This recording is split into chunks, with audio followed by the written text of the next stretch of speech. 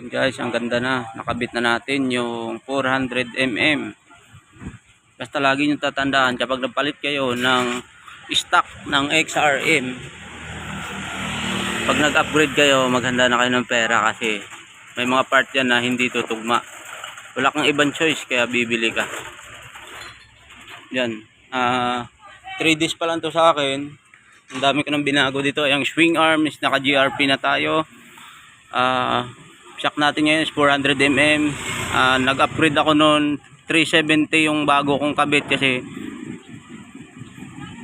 tinry ko kasi sumasayad siya kapag stock yung ginagamit mo kapag nag-underneath ka. Ayan o, kung nakikita nyo underneath yan. Kapag nag-underneath ka tapos stock yung shock mo, negative yun. Sasayad at sasayad yun lalo na pag may karga ka. Kaya may chance na papalit ka agad kapag nag-upgrade ka ng GRP swing arm. O kahit ano namang swing arm, basta plus 2 tong swing arm ko, hindi na ako ng plus 3. Huwag na kayo mag plus 3 kung mag-swing arm kayo kasi medyo mahirapan kayo at lalaki yung gastos nyo. Yan o, sobrang ganda. Naka-underbone yung likod. Diba kadalasan na nakikita nyo underbone is yung harap. Ngayon, ayan, ito yung harap ko. Yan, i-upgrade ko pa yung harap. Bali, papalitan ko to. Tataasan ko pa to. Yan. Pero yung manubela ko, nakapalit na din yan. Upgrade na rin yan.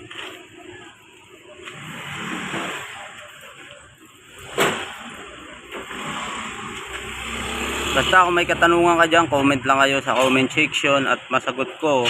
Basta pag nag-upgrade kayo, paalala ko lang sa inyo, dapat may budget talaga kayo. Kasi pag nag-upgrade kayo, maraming papalitan. Ang kadena ko pala dito is nag-plus 10 po ako sa original niya. Pero original pa rin yung kadena. Nagdagdag lang ako ng plus 10. Kasi plus 2 yung swing arm ko. Diba? Basta marami kang papalitan. Kaya kailangan kapag pumalit ka ng kadena, dalawa yung bibilin mo. Kasi wala kang mabibili ng 10 peraso yung ipa-plus mo. Diba? Kailangan mo dalawa agad yung bibilin mo.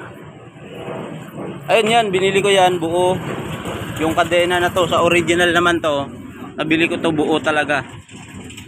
Tapos tinanggal na lang, nag-plus 10 yung dinagdag sa original niya kapag na-plus 2 ka. Siguro kung na-plus 3 ka, nasa 15 o 13 yung idadagdag mo. Plus 13 o plus 15. Yan, gabi guys, sobrang ganda nito guys. Sobrang sulit. Abangan nyo po yung review ko sa XRM natin na in-upgrade kasi maraming tao na nagtatanong at nag-aalanganin na bumili ng XRM FI, di ba? Abangan nyo sa mga review ko.